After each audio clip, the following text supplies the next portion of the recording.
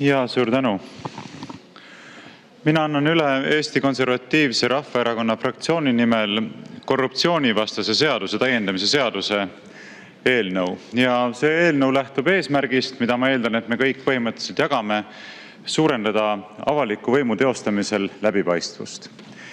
Ja teatavasti praegusel hetkel korruptsioonivastane seadus juba nõuab seda, et avaliku võimu teostamise positsioonil olevad isikud, kaasa arvatud meie siin, deklareeriksid oma majanduslikud huvid.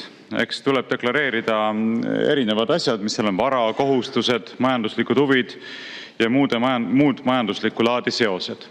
Aga meie hinnangul on kaks olulist aspekti vähemalt siiani käsitlemata, mis omavad ka väga suurt tähtsust seonduvalt sellega, millised võimalikud sidemed, muuhulgas lojaalsussidemed, võivad avaliku võimu teostajatel olla.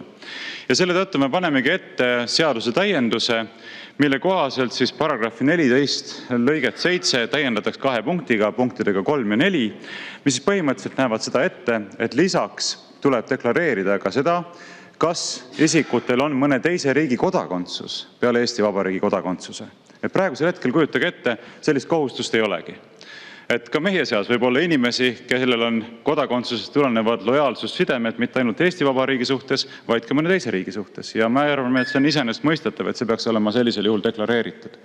Ja teiseks peab deklareerima ka oma organisatsioonilised kuuluvused. Ehk selle, milliste organisatsioonide liikmeks, kas siis Eesti organisatsioonide või välismaiste organisatsioonide liikmeks inimesed on.